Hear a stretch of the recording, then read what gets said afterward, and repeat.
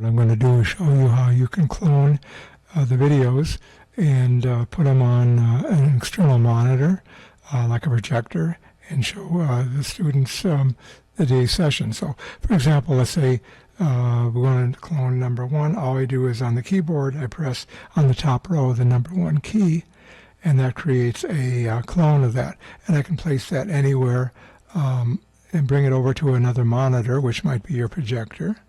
And then, of course, when I play that, you're going to see the same thing that you see as they would see on the projector.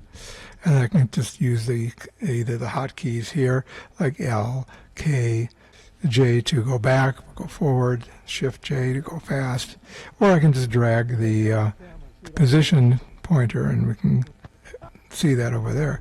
And then I can have more than one on here. So if I wanted to have the second video on there, I hit 2, and then again I can drag that over to the same projector, or even if I had another monitor in the room. And then again, as I play, you're going to see the how that would work. So I select over here, and now you can see that's playing that video. That's how you do it, and you can resize these, by the way, to any size you want. If you wanted to bring them full screen, you can do that. So that could be full screen on the monitor. All you have to go full screen, just hit the F9 key. And now you've got full screen, and again, you can control with your hotkeys, Control J, K, L, and then hit F9 again.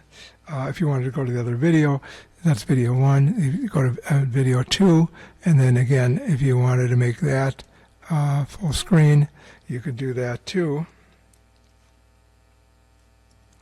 And then you can switch between them by hitting the 1 or 2 on the keyboard, and then play whichever one you want, and then hit F9 again to bring them back to their smaller size. And that's how you create clones and put them on the other monitor and still control them from this vantage point.